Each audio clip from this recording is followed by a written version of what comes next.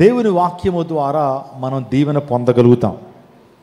ఇవి లోక సంబంధమైన మాటలు కావు, కానీ దైవ సంబంధమైన మాటలు మన కుటుంబాలని ఆదరింపచేస్తాయి, మన ఆధ్యాత్మిక జీవితాన్ని వెలిగింపచేస్తాయి, మనం మనోనేత్రాలని ఏం చేయగలుగుతాయంటే వెలిగింప చేయగలుగుతాయి.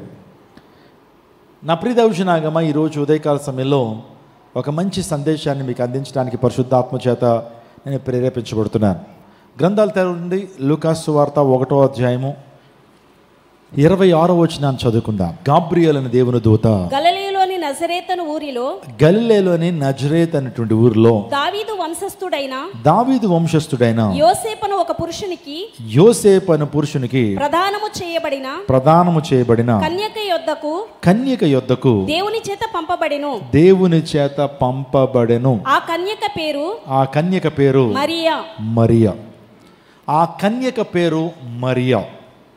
ఈరోజు పరిశుద్ధాత్మ దేవుడు మీకు అందిస్తున్న వర్తమానం ఏంటంటే, ఒక మాతృమూర్తి, ఒక మాటలో చెప్పాలంటే ప్రపంచానికే దీవెనకరంగా ఉన్నటువంటి ఒక కన్యక, ఒక స్త్రీ గురించి మనం ధ్యానం చేయబోతున్నాం.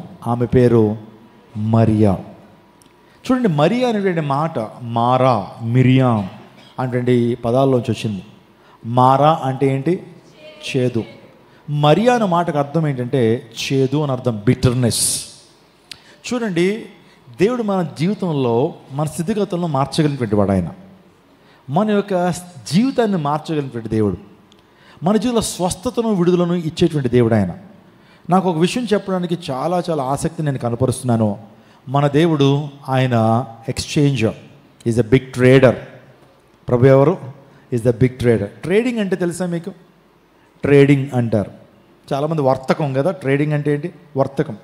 వర్తకం అంటే అర్థమైన మీనింగ్ ఏంటంటే, ఇక్కడ ఎవరైనా MBA కానీ BBA కానీ చదువుతున్నటువంటి వారు వాట్ ఈస్ ట్రేడింగ్ అంటే ఇమీడియట్ ఆన్సర్ ఏమిస్తారంటే ఇట్స్ అన్ ఎక్స్చేంజ్. ఏంటి? It's an exchange. మనం షాప్కి వెళ్ళిన తర్వాత మనం ఏమిస్తాం? వారికి మనీ ఇస్తాం, వాళ్ళు మనకి ఏమిస్తారు? ఆ ప్రొడక్ట్స్ ఇస్తారు కదా. ఇట్స్ ఎ ట్రేడ్ అనమాట. It's a trading. దేవుడు కూడా ఈజ్ ఎ బిగ్ ట్రేడర్ అని ఎందుకంటున్నానంటే, మన యొక్క ఏడుపును ఆయన నవ్వుగా మార్చగలిగినటువంటి దేవుడు. హల్లెలూయా. ఒకవేళ కన్నీటితో ఈ ప్రాంతానికి వచ్చావా, ఆ కన్నీటిని దేవుడు ఆనంద బాష్పాలుగా మార్చగలిగేటువంటి దేవుడు. ఒకవేళ దుఃఖంతో ఒకవేళ వచ్చావా, దేవుడు ప్రభు సన్నిధిలో, ఆయన సన్నిధిలో నీకు గొప్ప సంతోషాన్ని ఇచ్చేటువంటి దేవుడు. దుఃఖ దినాలు దేవుడు సమాప్తం చేసేటువంటి దేవుడు. ఒకవేళ నీ హృదయం అంతా చెడు పరిస్థితిలో ఉందా, పాడైపోయిందా నీ జీవితం, దేవుడు ఆ జీవితాన్ని ఏం చేయగలడు? బాగు చేయగలడు. జక్కే జీవితం పాడైపోయింది. ఎప్పుడైతే ప్రభువును తన జీవితంలోకి ఆహ్వానించాడో, దేవుని సన్నిధిని ఎప్పుడైతే తన జీవితంలో కలిగి ఉన్నాడో, తన జీవితం మారింది, తన అంతరంగం మారింది, తన చిత్తవృత్తి మారింది, తన తలంపులు మారినాయి, తన జీవితమే మార్చబడిపోయింది. అప్పుడు వరకు ఒక సాతాను బిడ్డగా బ్రతికినటువంటి జక్కయ్య అబ్రహాము కుమారుడిగా మార్చబడ్డాడు. లోకానుసారంగా జీవించినటువంటి జక్కయ్య ఆత్మీయుడిగా మార్చబడ్డాడు. అన్యుడిగా ఉన్నటువంటి జక్కయ్య ధన్యుడిగా మార్చబడ్డాడు. ఆమేన్. చూసారా? ఎప్పుడైతే when you invite the presence of God into our hearts, when you invite the God's presence into your family, your life will be changed. నీ జీవితం ఏమవుతుంది? మారుతుంది. మన స్థితిగతులు మారాలని మనం కోరుకుంటాం. దేవుడు మన స్థితిగతులు మార్చగలిగినటువంటి వాడు. పరిశుద్ధ గ్రంథంలో కొంతమంది వ్యక్తుల యొక్క పేర్ల గురించి ఆలోచన చేస్తున్నప్పుడు చాలా బ్యాడ్ నేమ్స్ వారికి ఉన్నాయి.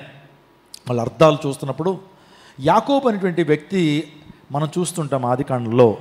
అతని పేరుకి అర్థం మోసగాడు అని అర్థం. కానీ దేవుడు తన జీవితాన్ని మార్చి ఆశీర్వాదకరంగా తన జీవితాన్ని ఏం చేశాడు? మార్చాడు. యాకోబు జీవితాన్ని దేవుడు ఎలా మార్చాడు? ఇజ్రాయేలుగా మార్చాడు. ఎబ్బేజు అనే మాటకు వేదన అర్థమైతే ఎబ్బేజు జీవితాన్ని ఆశీర్వాదకరంగా ప్రభు మార్చాడు. యొఫ్తా అనేటువంటి వ్యక్తి చాలా భయంకరమైనటువంటి శాపగ్రస్తమైనటువంటి జీవితం. యొఫ్తా వాస్తవానికి ఒక వేశ్యకు పుట్టినటువంటి వాడు. కుటుంబ సభ్యుల మధ్య మంచి పేరు లేదు, అందరూ అతన్ని తృణీకరించినటువంటి వారు. కానీ దేవుని సన్నిధిలో ఆ వ్యక్తి ప్రార్థన చేయడం ద్వారా ఆ ఇజ్రాయేలు సమాజానికే దీవెనకరంగా మార్చబడ్డాడు. ఒక న్యాయాధిపతిగా ఎంపిక చేయబడ్డాడు. యొఫ్తాని ఏం చేశారంటే టోబు దేశానికి పారిపోయాడు. ఇజ్రాయెల్ దేశంలో లేకుండా టోబు దేశానికి వెళ్ళిపోయాడు. ఎందుకో తెలుసా? అంత హ్యూమిలియేషన్ ఉంది యొఫ్తాకి. నువ్వు సరైన జాతి కాదురా, నీది మాతో ఉండటానికి వీలు లేదు, మా తండ్రి ఆస్తిలో నీకు భాగం లేదు, వెళ్ళిపో అని త్రోసివేసి గెంటు వేయబడినటువంటి యొఫ్తా తను దేవునిలో ప్రార్థించాడు. తన జీవితాన్ని ప్రభువుకు సమర్పించడం ద్వారా ఆ యొఫ్తా కాళ్ళ మీద పడ్డారు అందరూ వెళ్ళి, అయ్యా మీరు మాకు న్యాయాధిపతిగా ఉండండి, యుద్ధం వచ్చింది, యుద్ధములో చక్కటి నాయకత్వ బాధ్యతలు కలిగినటువంటి వాడు నీవు మాత్రమే, కాబట్టి మాకందరికి తీర్పు తెచ్చడానికి నీవే న్యాయాధిపతిగా ఉండని చెప్పి యొఫ్తా దగ్గరికి వెళ్ళారు ఇజ్రాయెల్ పెద్దలందరూ కూడా. నేను మాట చెప్పడానికి ఇష్టపడుతున్నారు. నీ స్థితిగతులు ఎలా ఉన్నా, నీ పాత జీవితం ఎలా ఉన్నా, ఒకవేళ శాపగ్రస్తమైనటువంటి జీవితాన్ని నువ్వు జీవిస్తున్నా, నీ జీవితంలో నీ తప్పుడు ఎంపికల ద్వారా భయంకరమైనటువంటి పర్యవసానాలు, నష్టాలు ఊబిలోకి వెళ్ళిపోయినా సరే దేవుడి నీ స్థితిగతిని మార్చగలడు.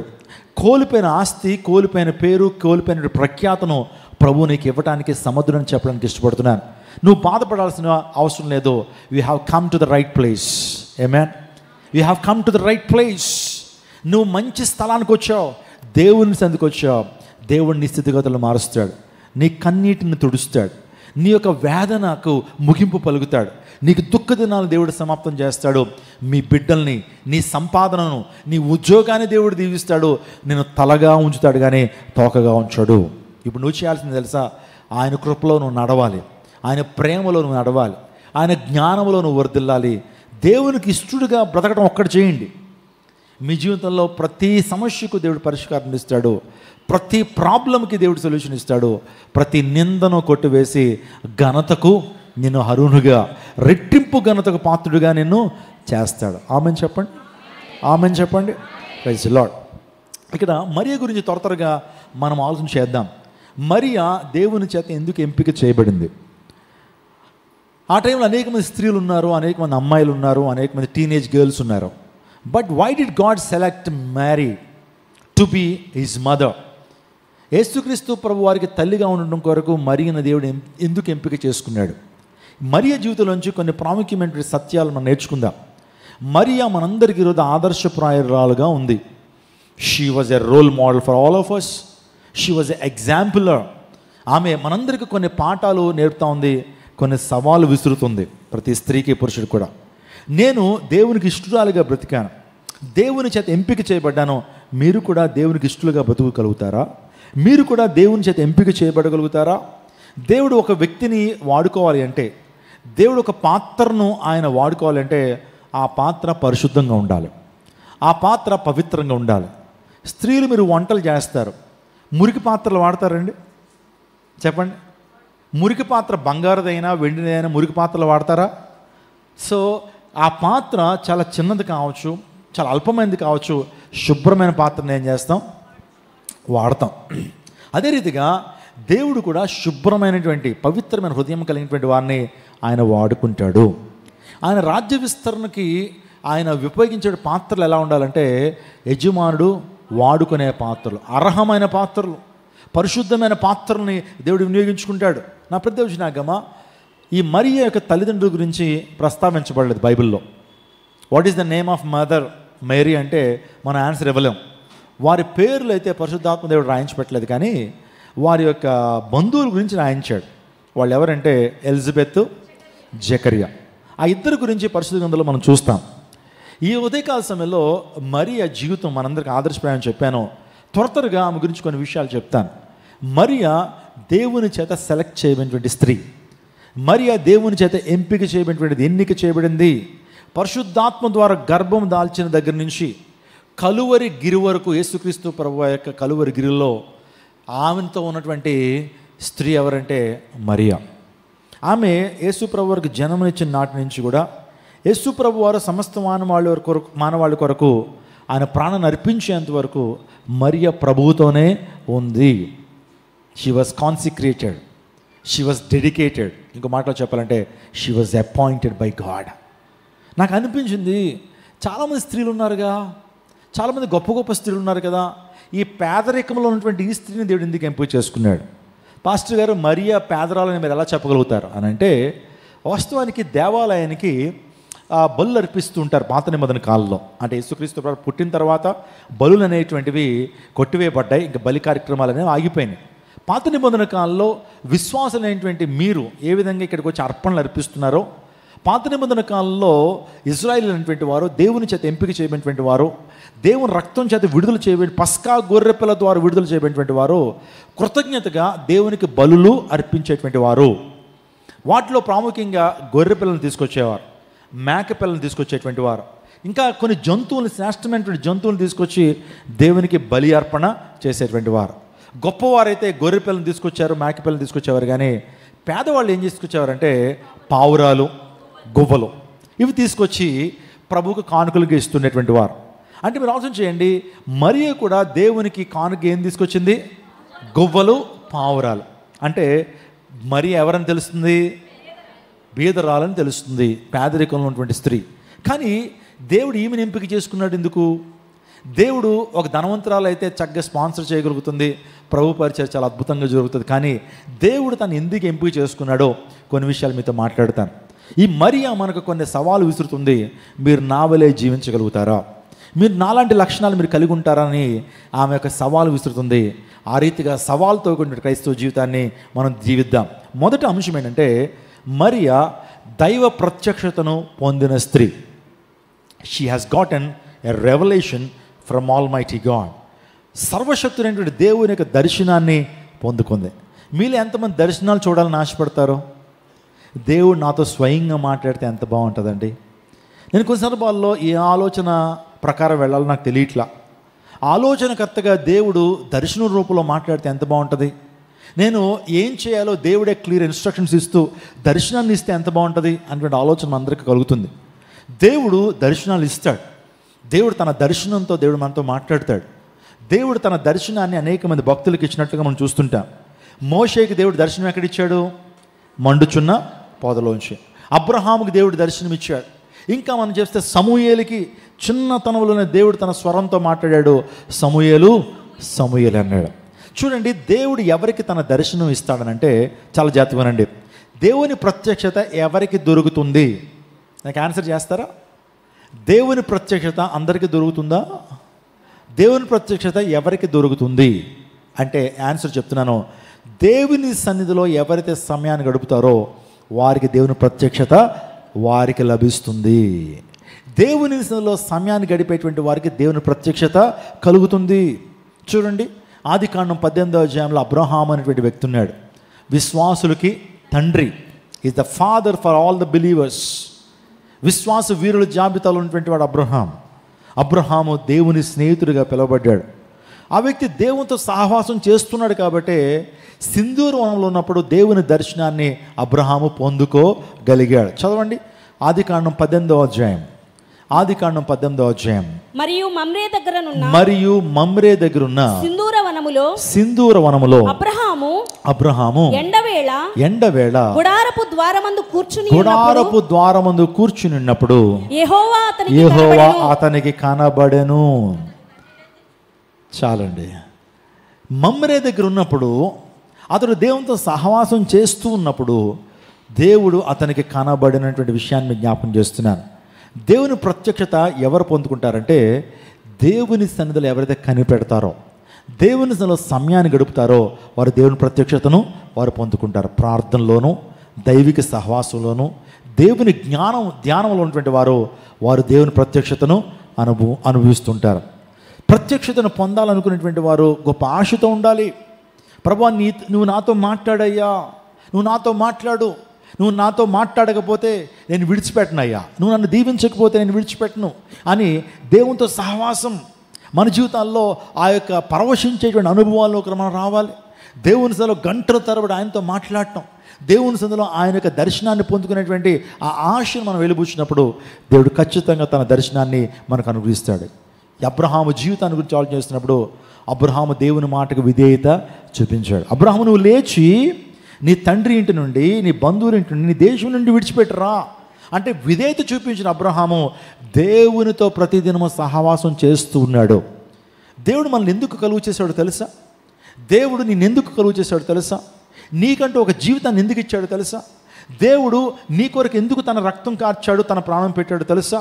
నువ్వు ఎందుకు ఈ లోకంలో బ్రతుకుతున్నావో తెలుసా? నీ జీవితానికి ఉన్న అర్థం, పరమార్థం ఏంటో తెలుసా? చాలా పరమార్థాలు ఉన్నాయి, చాలా అంశాలు ఉన్నాయి. కానీ ఒక అంశం చెప్తాను. దేవుడు నీతో సహవాసం చేయడానికి నిన్ను సృష్టించుకున్నాడు. ఆదాము అవ్వల్ని దేవుడు కలుగు చేసి ప్రతి చల్లపూటను కూడా ఏదైనా వనంలోకి వెళ్ళి వారితో ఏం చేస్తుండేవాడు? ఆయన ఫ్రెండ్షిప్, సహవాసం చేస్తుండేవాడు. వారితో ముచ్చటిస్తుండేటువంటి వాడు. దేవునికి అది ఇష్టం. తన రూపులో తన స్వారూప్యంలో కలుగు చేసిన ఆదామవులతో ముచ్చటించాలి, వారు నాతో సహవాసం చేయాలి అనే ఉద్దేశం ప్రభువుకు ఉంది. కాబట్టి మానవ జాతిని ఆయన నిర్మించుకున్నాడు. అర్థమైందని ఆయన ఉద్దేశం ఏంటంటే మనందరూ కూడా దేవునితో ఏం చేయాలి? సహవాసం చేయాలి, ఆయన వాక్యముతో సహవాసం చేయాలి, ఆయనతో మాట్లాడాలి, ఆయన యొక్క మాటలు మనం రిసీవ్ చేసుకోవాలనే ఉద్దేశంతోనే దేవుడు మనల్ని కలుగు చేశాడు. సో ఈ విషయాన్ని గమనిస్తుంటే మీరు మనం దేవుని సన్నిధిలో మన సమయాన్ని ఏం చేయాలి? గడపాలి. You cannot claim the presence of God in some other parts of this world. నువ్వు వేరే స్థలాల్లోంచి దేవుని యొక్క ప్రత్యక్షతను ఏం చేయలేవు? క్లెయిమ్ చేయలేవు. ఒక యవ్వనస్తుడు పబ్బులో ఉండి ఆ భయంకరంగా డ్యాన్స్లు వేస్తూ, ప్రభు నువ్వు నాకు కనబడు, నాకు దర్శనం ఏమంటే ఇస్తాడా ప్రభు? దేవుని సన్నిధిలో ఉన్నటువంటి వారికే దేవుడు తన దర్శనాన్ని ఇస్తాడు. ప్రార్థనలో ఉన్నటువంటి వారికే దేవుడు తన దర్శనాన్ని ఇస్తాడు. మనోహ అనేటువంటి వ్యక్తి మనందరికీ తెలుసు. మనోహ అనేటువంటి వ్యక్తి దేవుని భయభక్తులు కలిగి ఉన్నాడు కాబట్టే మనోహకి దేవుడు దైవ దర్శనాన్ని అనుగ్రహించాడు. స్తోత్రం చెప్పండి. మీకు అర్థమవుతుందా?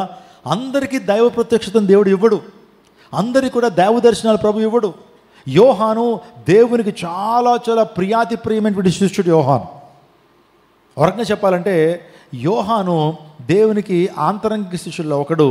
యేసుక్రీస్తు ప్రభుని అతిగా ప్రేమించిన శిష్యుడు ఎవరున్నారంటే అతడు యోహాను, అపోస్తలుడైన యోహాను. బాప్తిసం ఇచ్చే యోహాను వేరు. సో యేసు ప్రభు శిష్యుడైనటువంటి యోహాను. అందుని బట్టి దేవుడు అన్నాడు, నీవు ఇంతగా నన్ను ప్రేమిస్తున్నావు కాబట్టి నీవు అంత్యకాల సూచనలు, ఇంకో మాట చెప్పాలంటే నీకు ప్రత్యక్షతలు నేను చూపిస్తానయ్యా. నువ్వు ఇక్కడ కాదు, నేను పద్మస్ అనేటువంటి ఐలాండ్కి తీసుకెళ్ళిపోతాను. పద్మస్ అనేటువంటి ఆ యొక్క ద్వీపం ఉంది మధ్యధరా సముద్రంలో. ఆ మధ్యధరా సముద్రానికి చాలా ద్వీపాలు ఉంటే ఒక ద్వీపం పద్మస్ ఐలాండ్కి తీసుకెళ్ళిపోయాడు. అప్పటి వరకు యోహాను చాలా హింసలు అనుభవించాడు. ఆ టైంలో డొమిషియన్ అనేటువంటి చక్రవర్తి రోమా ప్రభుత్వాన్ని పరిపాలన చేస్తున్నాడు.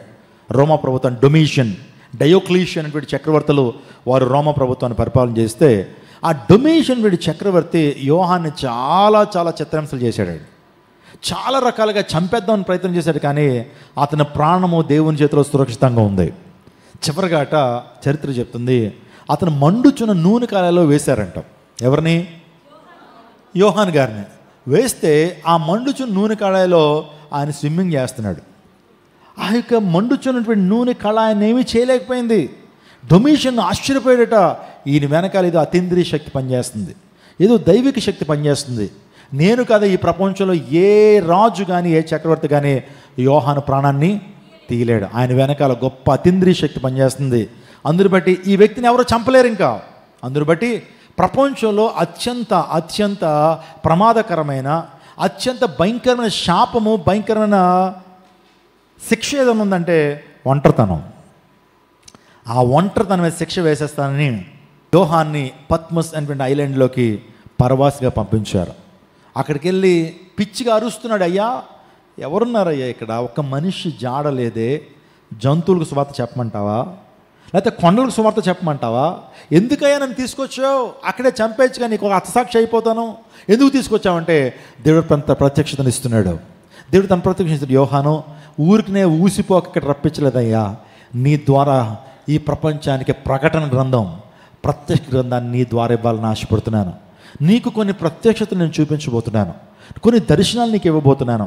ఏ దర్శనం అయితే, ఏ ప్రత్యక్షత అయితే నువ్వు చూస్తావో దాని పుస్తకం చుట్టూ ఏం చేయి? రాయి. రాబోతున్న తరాలకి ఈ రాయబడేటువంటి ఈ గ్రంథం, ఈ ప్రత్యక్ష గ్రంథం అనేక మందికి మేలుకొల్పుగా ఉంటుంది. నా రాకడ దినాలు ఎలా ఉంటాయి, ఆ అంత్యకాల సూచనలు ఏ విధంగా జరుగుతాయి, ప్రవచనాలు ఏ విధంగా నెరవేర్చబడతాయి, పరలోక రాజ్యం గురించిన విషయాలు కూడా నీ ద్వారా నేను చెప్పబోతున్నాను. కాబట్టి ఏదో చెప్తే డిక్టేట్ చేయడం కాదు, నీకు మొత్తం ఒక స్క్రీన్లో చూపించేస్తాను, ఒక దర్శన రూపంలో చూపించేస్తాను, మొత్తం తెరంతా తీసేస్తాను. పరలోక రాజు అనుకున్నటువంటి అడ్డు తెరంతా తీసేసి ఆ తెరలా తీసేగానే మొత్తం అన్ని ప్రత్యక్షతలు నీకు కనబడతాయి, చూసినట్టు రాసేయి అన్నాడు ప్రభు. యోహానికి ఎందుకు ఇచ్చాడు? ఎవరైతే దేవుని అధికంగా ప్రేమిస్తారో వారు దేవుని ప్రత్యక్షతను పొందుతారు. మీకు తెలుసా, ప్రార్థనలో ఎక్కువ సమయం గడిపేటువంటి వారికి దైవ దర్శనాలు వస్తాయి. దర్శనాలు ఎవరికి వస్తాయి? దేవుడు రాబోతున్నటువంటి సంగతులను ముందుగానే ఏం చేస్తాడు? ప్రార్థించేటువంటి వారు, దేవుని ఆత్మతో నింపేటువంటి వారికి తెలియజేస్తాడు. దర్శనాల రూపంలో దేవుడు మనతో మాట్లాడతాడు. ఇక్కడ మరియ కూడా దర్శనాన్ని పొందుకుందంటే మరియ దేవునిలో తన సమయాన్ని గడుపుతుంది. యవ్వన కాలంలో చాలా రకరకాల ఆలోచనలు ఉంటాయి, రకరకాల కోరికలు ఉంటాయి, లోకంలో ఆనందించాలి, లోకంలో సంతోషించాలనే ఆలోచనలు ఉంటాయి. కానీ ఈ మరియా తన ప్రత్యేకమైనటువంటి జీవితాన్ని జీవిస్తుంది. లోకం నుంచి వేరు చేయబడినటువంటి స్త్రీ పరిశుద్ధమైనటువంటి జీవితాన్ని జీవించడం కొరకు తన జీవితాన్ని కంకణం కట్టుకుంది ఈ మరియా. అందుని బట్టే దేవుని చేత ఎంపిక చేయబడింది. దేవుని ప్రత్యక్షతలు అబ్రహాం పొందుకున్నాడు. మనోహ అనేటువంటి దేవుని భక్తులు కలిగి ఉన్నటువంటి మనోహకి దేవుడు తన దర్శనాన్ని ఇచ్చాడు. కొర్నేలి అనేటువంటి ఒక వ్యక్తి ఉన్నాడు. అతడు ఇటలీ అనేటువంటి దేశంలో ఇటలీ పటాలములో గొప్ప శతాధిపతి ఒకడు ఉన్నాడు. అతని పేరేంటి? కొర్నేలి. దైవ భక్తుడైన కొర్నేలి. నిజంగా కొర్నేలి కూడా దేవుని దర్శనాన్ని పొందుకోవడానికి కారణం ఏంటి తెలుసా? దేవుని భయభక్తులు కలిగి జీవించాడు. He had a godly reverence. He had a great reverence towards God. దేవుని పట్ల భయము భక్తి కలిగినటువంటి వాడు ఎవరు? కొర్నేలి. ఇంకా బైబిల్ గ్రంథంలో చాలామంది ప్రత్యక్షతలు పొందుకున్నారు. పేతురు ప్రత్యక్షతను పొందుకోవడానికి ప్రాముఖ్యమైన కారణం ఏంటో చెప్పమంటారా? సంఘం అత్యాసక్తితో ప్రార్థన చేశారు. సంఘం అత్యాసక్తితో ప్రార్థన చేసినప్పుడు God he's given great revolution to Peter. సంఘం ప్రార్థన చేస్తే దైవజనుడికి రెవల్యూషన్ ఇవ్వటం ఏంటి? ఎస్. అందులో బట్టి మీరు కూడా సంఘ నాయకుడి కొరకు, సంఘ పాస్టర్ గారి కోసం ఏం చేయాలా? So that God can give me great revolutions. దేవుడు తన రెవల్యూషన్స్ నాకు ఇస్తాడు. అది మీకు ఎక్స్ప్లెయిన్ చేసే జ్ఞానాన్ని ప్రభు నాకు అనుగ్రహిస్తారు. సంఘం అత్యాసక్తితో ప్రార్థన చేసినప్పుడు దేవుని దర్శనాన్ని ఎవరు చూస్తున్నారు? పేతురు. దేవుని దూత వచ్చింది. పేతురు వెంటనే ఈ ప్రాంతం నుంచి విడుదల రాబోతుందయ్యా రా అని చెప్పి దేవుని దూత చెరసాలలోంచి పేతురుని విడిపించి ఎక్కడ తీసుకొచ్చింది? సంఘం ఎక్కడైతే ప్రార్థన చేస్తున్నారో ఆ ప్రాంతంలో విడిచిపెట్టిందండి. సీ మై డియర్ చర్చ్, దేవుని దర్శనం పొందుకోవాలంటే నువ్వు దేవునితో ఎక్కువ సమయం గడపాలి. ఆదివారం 2 గంటలు గడిపి నువ్వు అనుకుంటావు చాలా సమయం ఇచ్చేస్తున్నాను దేవునికి. ఉదయకాల సమయం ఒక 5 నిమిషాలు ప్రార్థన చేసి అయ్యి బాబు చాలే, చాలా ఎక్కువ సమయం దేవునికి ఇచ్చేస్తున్నాను అనేటువంటి ఫీలింగ్ వచ్చేస్తుంది. ఆ ఫీలింగ్ ఎవరు కలుగు చేస్తున్నారు? సాతానుగాడు. సినిమా చూస్తూ అప్పుడే అయిపోయింది అనుకుంటావా? స్నేహితులతో మాట్లాడుతూ గంటల తరబడి అప్పుడే ఎంత త్వరగా అయిపోయింది ఏంటి అనుకుంటావు. ఆలోచించేయండి, దేవుని సలో మన సమయాన్ని వెచ్చించాలి.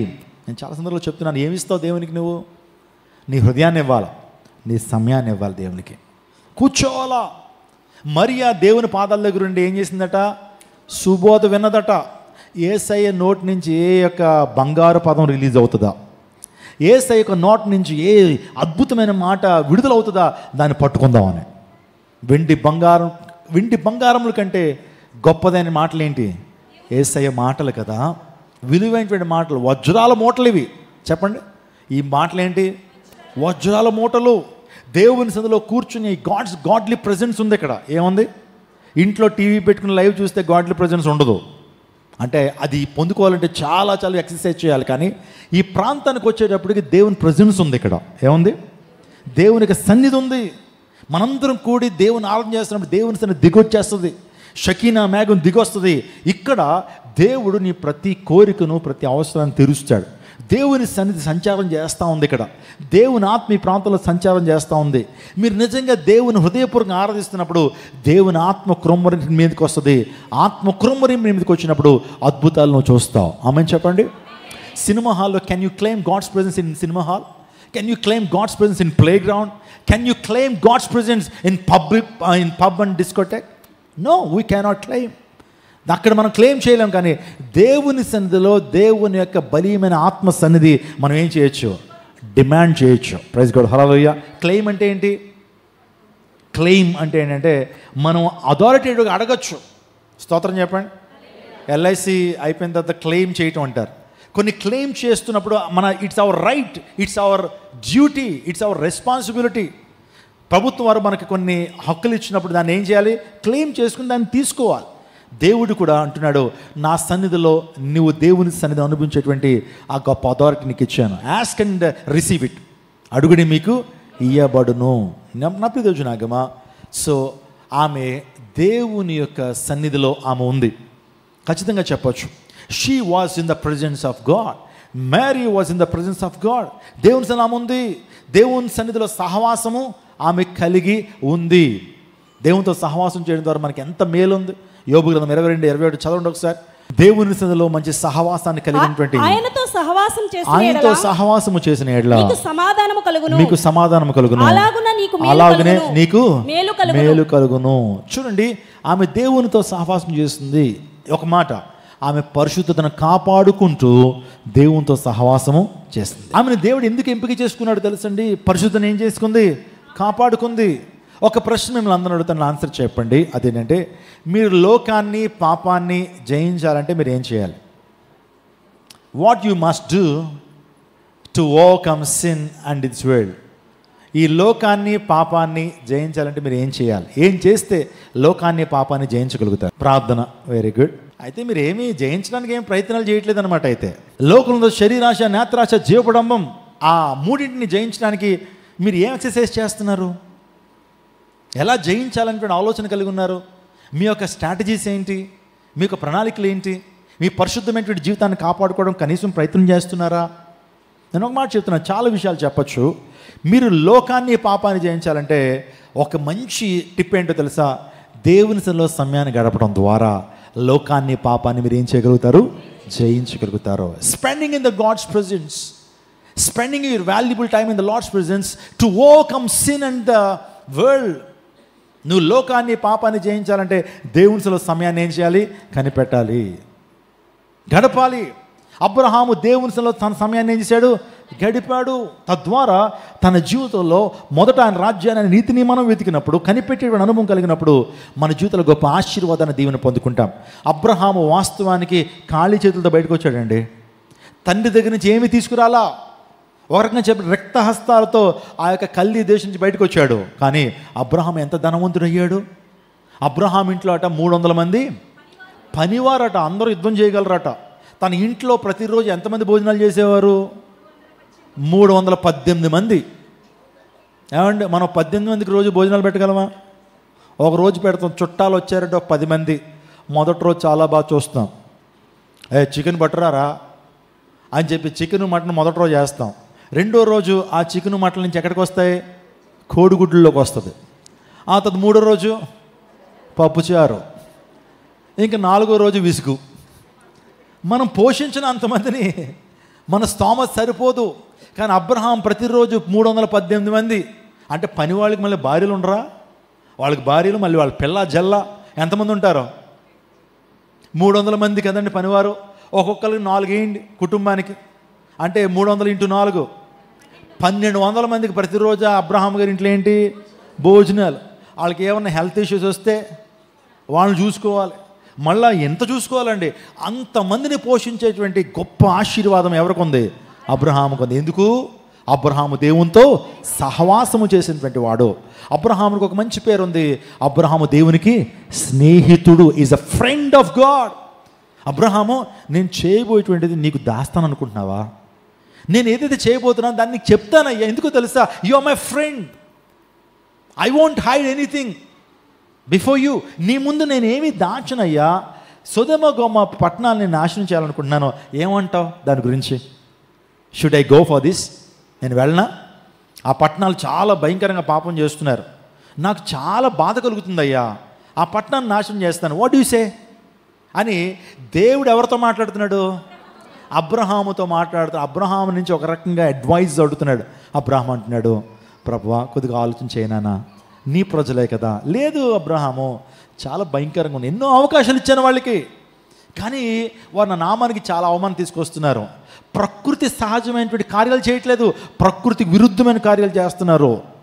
అప్పుడు అబ్రహాం అంటాడు, బేరం మొదలెడుతున్నాడు, బార్గైనింగ్.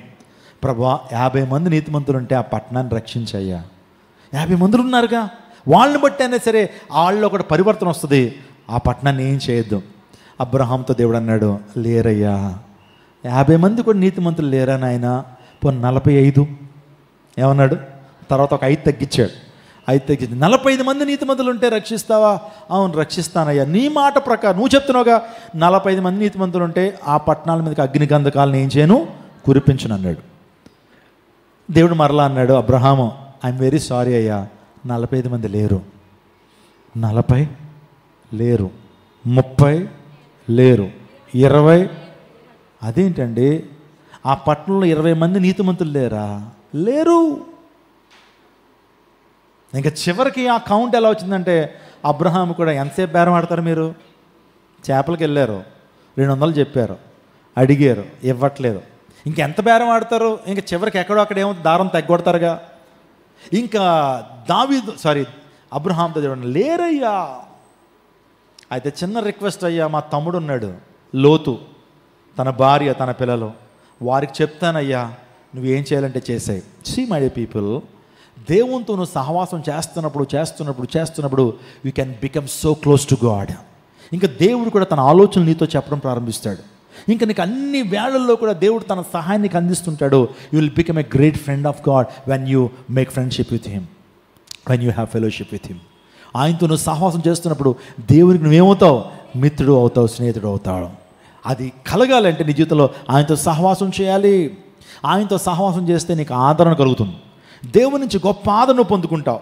దేవునితో సహవాసం చేయడం ద్వారా ఆశీర్వాదం, దేవునితో సహవాసం చేయడం ద్వారా స్వస్థత, దేవునితో సహవాసం ద్వారా నిత్య జీవము, దేవునితో సహవాసం చేయడం ద్వారా నీ జీవితంలో అన్ని కార్యాలు సఫలమవుతాయి. మరి ఇంత గొప్ప ఆశీర్వాదాన్ని ఎందుకు నువ్వు మిస్ చేసుకుంటున్నావు? Why are unable to make friendship with Almighty God? If you make friendship with God, you will be benefited a lot. You will be prospered in all the areas of your life if you make friendship with Him. దేవునితో సహవాసం చేస్తే నీకు అన్ని విషయాల్లో గొప్ప కార్యాలు జరుగుతాయి కదా.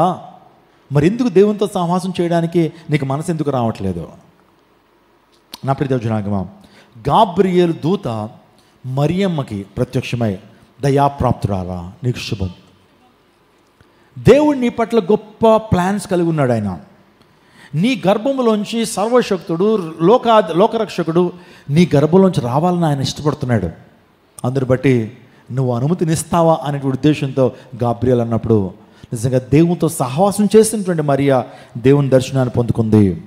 లూకా సువార్త 10వ అధ్యాయం 39వ వచనంలో దేవునితో సహవాసం గురించి అక్కడ అంటాడు, మరియా యేసయ్య పాదాల దగ్గర ఉండి ఏమన్నదట? సుబోధ విన్నది. చదువుదాం.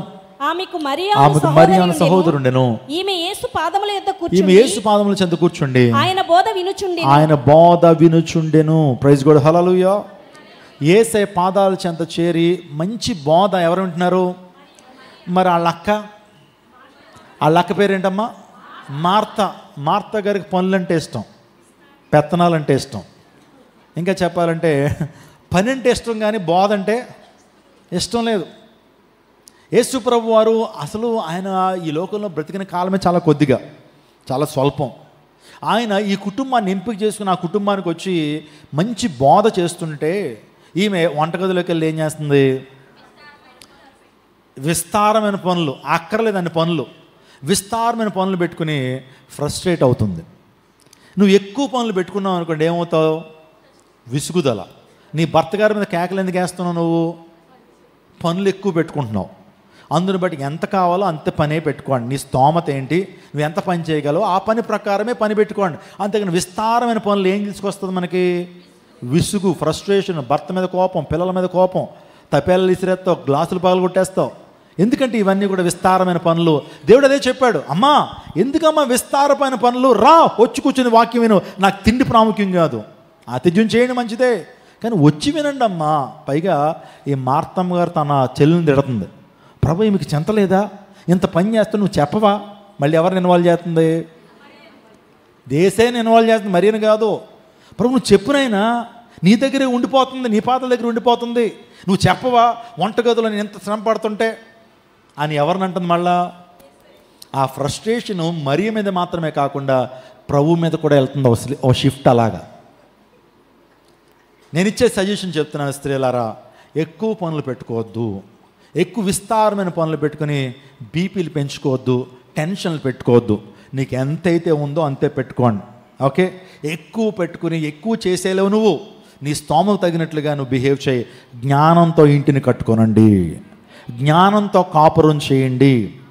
సుబోధ వినటం చాలా ప్రాముఖ్యం. ఆదివారం చాలామంది సెలవు రోజు కదండి, ఇదో రోజు మాకు నాన్ వెజ్ తెచ్చుకోవాలి అని చెప్పి మార్కెట్లో అదే రోజు మటన్ తెచ్చుకుంటారు, చికెన్ తెచ్చుకుంటారు, రొయ్యలు తెచ్చుకుంటారు, ప్రాన్స్, రొయ్యలన్న ప్రాన్స్ అన్న ఒకటే, చేపలు తెచ్చుకుంటారు, అన్నీ పెట్టుకుని గొడవ.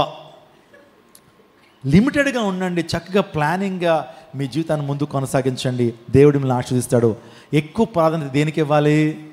ఆదివారం దేవుని దినం, తిండికా లేకపోతే దేవుని వాక్యాన్ని వినటానికా? దేవుని వాక్యం చాలా ప్రాముఖ్యం. చాలామంది యజమానులు ముగింపు ప్రార్థన రావడానికి కారణం ఏంటి తెలుసా? ఈయన మార్కెట్లోకి వెళ్ళి అన్ని కూరలు తెచ్చేసి ఇంటి దగ్గర వేసి ఆ చివరి ముగింపు ప్రార్థనకు వస్తాడు. ఈయన ఆ రోజు ఏముండదు, వాక్యాహారం ఉండదు. లేదు, మొదట మీరు ఇవ్వాల్సిన ప్రాధాన్యత దేనికి? దేవుని వాక్యానికి ప్రాధాన్యత ఇవ్వండి. దేవుని సముఖానికి రండి. ఏసే పాదాల చెంత ఉండండి. మంచి ఫుడ్ తినద్దని నేను అనట్లేదు, దేవుడు కూడా మంచి ఫుడ్ తినద్దు అనట్లేదు. కానీ మీ జీవితంలో దేవునికి ఇవ్వాల్సిన ప్రాధాన్యతను ఇవ్వండి, దేవునికి ఇవ్వాల్సిన స్థానాన్ని ఇవ్వండి. First seek my kingdom and my righteousness, then all things shall be added unto you. మొదట నా రాజ్యాన్ని, నీతిని వెతకండి. మనం ఏం చేస్తామంటే దేవునికి ఇవ్వాల్సిన ఘనత ఇవ్వం, దేవునికి ఇవ్వాల్సిన ప్రాధాన్యతను ఇవ్వం, దేవునికి ఇవ్వాల్సిన సమయాన్ని ఇవ్వం. కానీ దేవుడు మనకు టైం ఇచ్చేసి మనల్ని ఆశీర్వదించేయాలి. దేవుడు ఆయన మన విషయంలో జోక్యం చేసుకుని మనల్ని ఏం చేయాలి? ఏ ఆశీర్వాదం? నూరంతల ఆశీర్వాదం. మళ్ళీ ఏంటి? 60%, 30%, నూరంతల దీవెన, 100% దీవెన కావాలి. మరి what are the time that you are giving to God? దేవునికి ఎంత సమయం ఇస్తున్నావు నువ్వు? దావీదు రాజేనా? రాజు ఖాళీగా ఉంటాడండి? రాజుకి ఎన్నో ఆలోచనలు ఉంటాయి. రాజు ఎంతమందిని పరిపాలన చేయాలి, ఎన్ని డిపార్ట్మెంట్స్ని కవర్ చేయాలి, యుద్ధం చేయాలి, ఆ తర్వాత యుద్ధ సైన్యాన్ని ప్రిపేర్ చేయాలి, అడ్మినిస్ట్రేషన్ చూసుకోవాలి, planning, functioning, motivating, organising, staffing, ఇదంతా చేయాలా? ఎవరు? రాజు. మరి అలాంటి రాజు దేవునికి 3 పూట్ల, దేవుని సన్నిధిలో 3 పూట్ల ఏం చేశాడు? 3 పూట్ల సృష్టిగా భోజనం చేశాడు అనుందా? దావీదు 3 పూట్ల దేవుని సన్నిధిలో ప్రార్థన చేశాడు. హల్లెలూయా. స్తుతి అర్పించాడు. 7 సార్లు దేవుణ్ణి ఆరాధించినటువంటి వ్యక్తి దావీదు. ఏమి చేయలేదా? లేకపోతే ఒక రకంగా చెప్పాలంటే దావీదు సక్సెస్ఫుల్ కింగ్ కాదా? దావీదు సోమరిపోతా? లేకపోతే రాజ్యాన్ని సరిగ్గా పరిపాలన చేయలేదంటే సమర్థవంతంగా రాజ్యాన్ని పరిపాలన చేస్తారు 40 years. తన సీక్రెట్ ఏంటి తెలుసా? ప్రతి 3 పూటలో దేవుని సన్నిధిలో ఏం చేశాడు? తన సమయాన్ని గడిపాడు. He spend his valuable time in God's presence. నేను మాట చెప్పనండి, when you have more work in the day, you need to spend more time in the prayer. ఈ రోజు నీకు ఎక్కువ పని ఉందని నువ్వు తెలుసుకున్నావా? ఎక్కువ సమయం ప్రార్థన చేయి. దానికి రివర్స్ చేస్తాం. పాస్టర్గా ఈరోజు ఎక్కువ పనులు ఉన్నాయండి, అందులో పెట్టి తక్కువ సమయం ప్రార్థన చేశాను. కానీ ఎక్కువ పనులు ఉన్నాయా? ఎక్కువసేపు ప్రార్థన చేయి. తక్కువ పనులు ఉన్నాయా? తక్కువ సమయం ప్రార్థన చేసుకున్న పర్లేదు, కానీ ఎక్కువ పనులు ఉన్నప్పుడు ఎక్కువసేపు ఏం చేయాలా? ప్రార్థించాలి. Amen, amen. అప్పుడు తెలుసునాగమా. కాబట్టి 3 పూట్ల దేవుని సన్నిధిలో మోకరించి దేవుని సన్నిధిలో సమయాన్ని గడిపాడు. డానియల్ అనేటువంటి వాడు ఒక అడ్మినిస్ట్రేటర్, ఒక IAS ఆఫీసర్. ఎక్కడ? ద కింగ్ బ్యాబిలోనియన్ కింగ్డమ్లో గొప్ప అధికారిగా, గొప్ప అడ్మినిస్ట్రేటివ్ ఆఫీసర్గా ఉన్నాడు దానియేలు.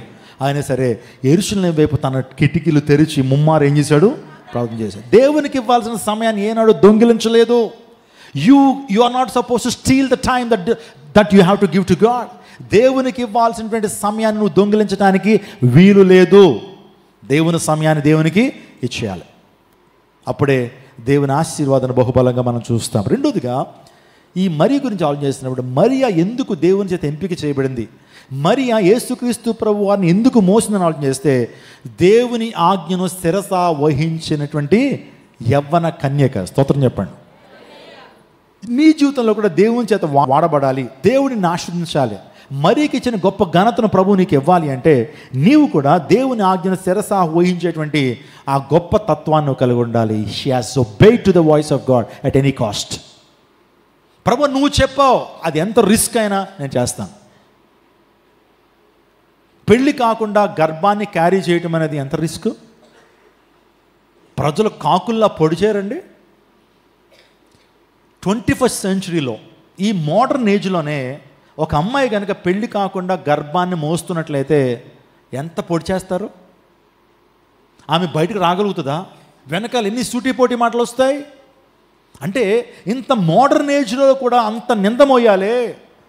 జస్ట్ ఇమాజిన్ 2000 years బ్యాక్, 2000 సంవత్సరాల క్రితం ప్రజలకు అంత అవేర్నెస్ ఉండదు. చాలా ఒకరు కన్జర్వేటివ్స్గా ఉంటారు. అసలు యూదా సమాజం ఎలాంటిదో తెలుసండి. చిన్న తప్పు చేస్తేనే చాలా పెద్ద తప్పుగా చూపిస్తారు వాళ్ళు. అసలు చాలా చాలా పిన్ పాయింట్ యాక్యురసీ ఉండాలని కోరుకుంటారు వాళ్ళు. సో పరిశుద్ధత విషయంలో చాలా పక్కాగా ఉంటారు వాళ్ళు, యూదులు. అటువంటి యూదా సమాజంలో పుట్టినటువంటి మరియా ఆ టైంలో వివాహం కాకుండానే ఆమె గర్భవతి అవ్వాలి. దేవుని ఆజ్ఞ, అమ్మా పరిశుద్ధాత్మ ద్వారా నువ్వు గర్భాన్ని దాల్చబోతున్నావు. ఎవడు నమ్ముతాడా?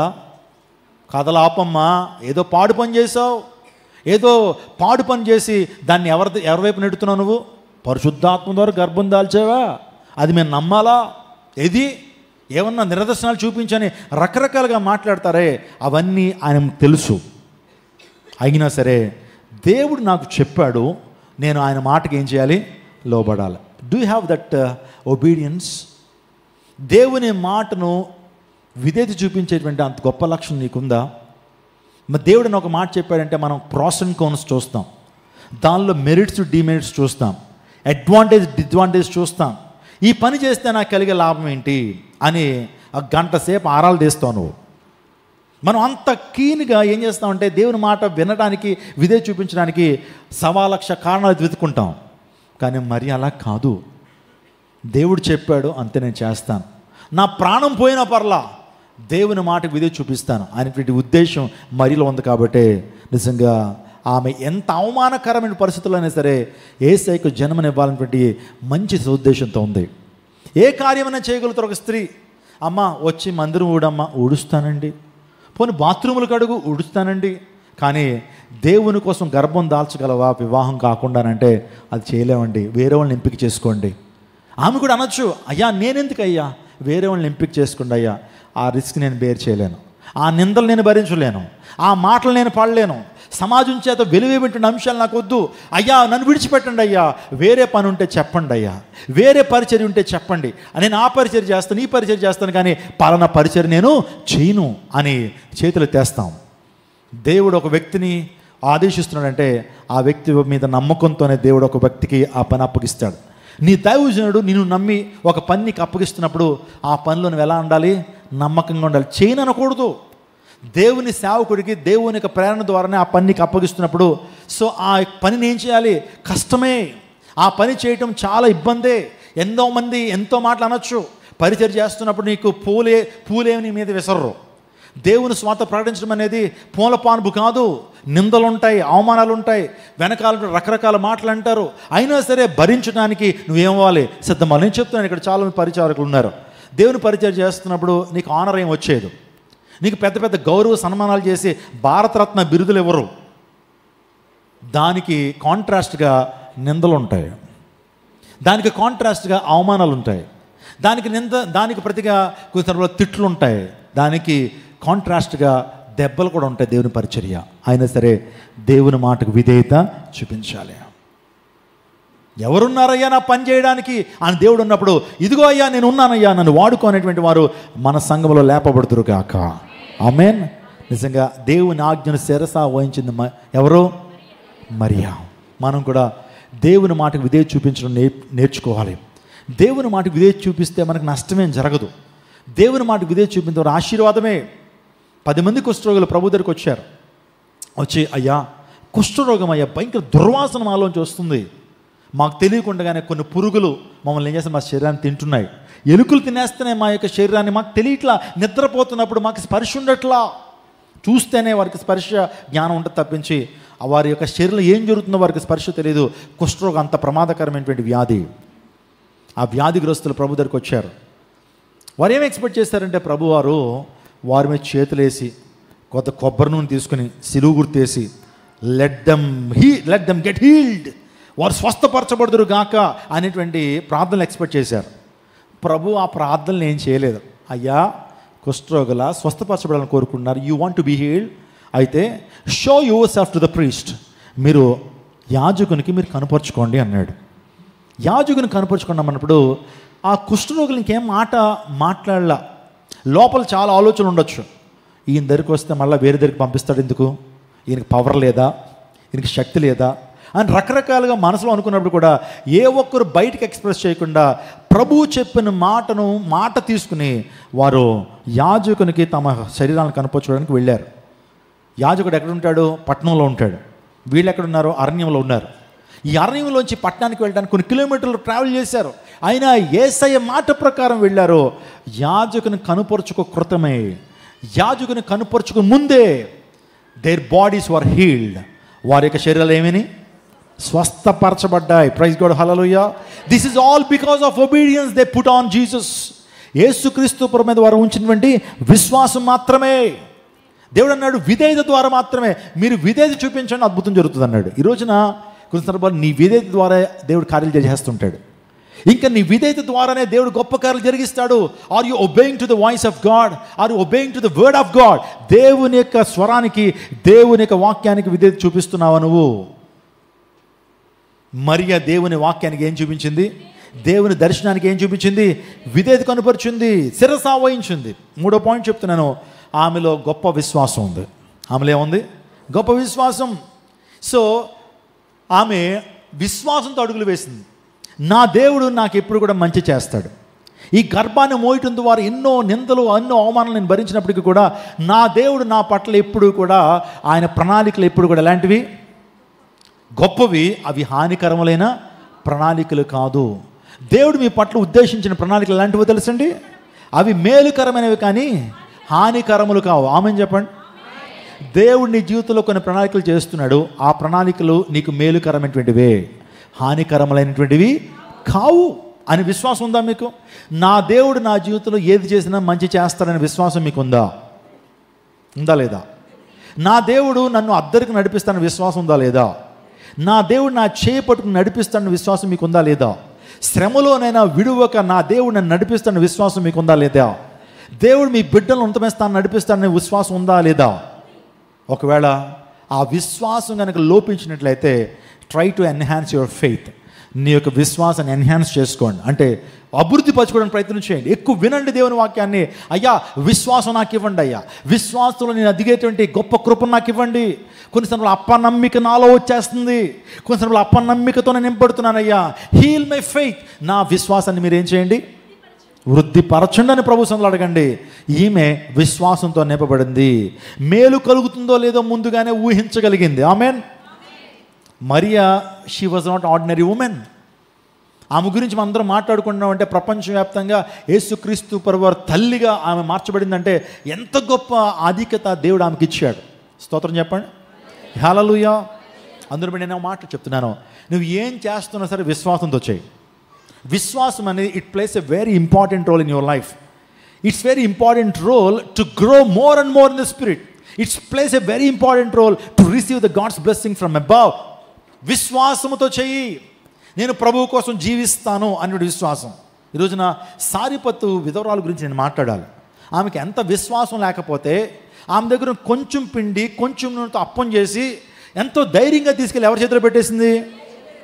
దేవుని సేవకుడి చేతిలో. ఇంకా మరే రొట్టెలు లేవు, వెనకాల బస్తాలు ఏమీ లేవు, పిండి లేదు, ఏమంటే టిన్నులు ఏమీ లేవు, నూనె లేదు.